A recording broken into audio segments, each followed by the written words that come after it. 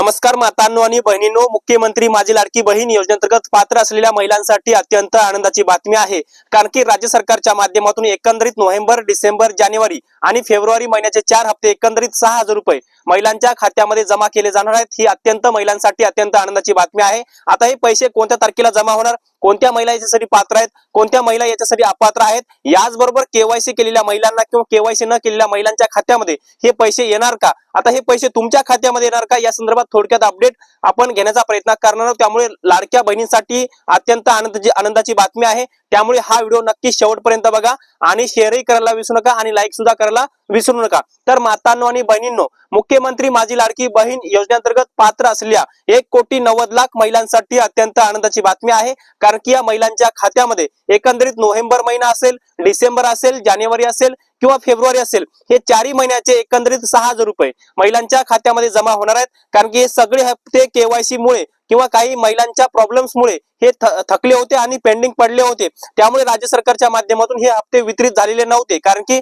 Double केवायसीचं option दाखवलं जात होतं किंवा काही बऱ्याच साऱ्या महिलांना मुख्यमंत्री माझी लाडकी बहीण योजनेचे मागचे काही हप्ते आले नव्हते। कुणाला नोव्हेंबरचा आला होता, कुणाला डिसेंबरचा आला होता, परंतु जानेवारी किंवा फेब्रुवारीचा महिला हप्ता जो आहे तर तो आलाच नाही। मग अशाही महिलांच्या खात्यामध्ये ज्यांचे हप्ते पेंडिंग आहेत त्या सर्व महिलांच्या खात्यामध्ये हे जे पैसे आहेत तर ते जमा केले जाणार आहेत। एकंदरीत राज्यातल्या 1,90,00,000 महिला मुख्यमंत्री माझी लाडकी बहीण योजनेच्या हप्त्यासाठी पात्र आहेत। त्यामुळे या 1,90,00,000 महिलांच्या खात्यामध्ये हे एकंदरीत 4 महिन्याचे जे पेंडिंग हप्ते जे आहेत तर ते 6,000 रुपये त्यांच्या आधार संलग्न म्हणजे आधार लिंक बँक खात्यामध्ये जमा केले जाणार आहेत।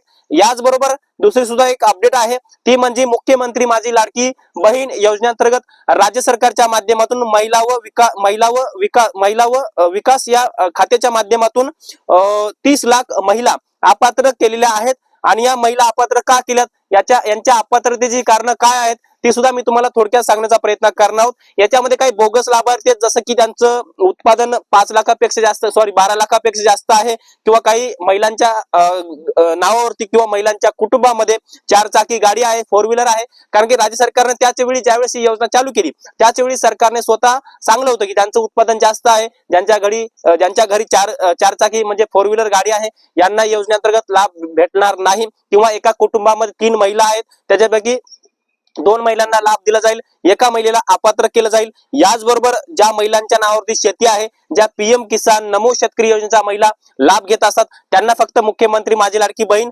योजनेअंतर्गत 500 रुपयाचा हप्ता दिला जाणार आहे, असं स्पष्टपणे सरकारच्या वतीनं सांगण्यात आलेलं होतं। आणि याच्यामध्ये काही बोगस लाभार्थी सुद्धा आहेत। म्हणजे बोगस लाभार्थी कसं की ज्या महिलांचं वय 65 वयापेक्षा जास्त आहे त्यांनी या योजनेअंतर्गत फॉर्म भरले, किंवा ज्या महिलांचं वय 18 पेक्षा कमी आहे त्यांनी या योजनेअंतर्गत फॉर्म भरले।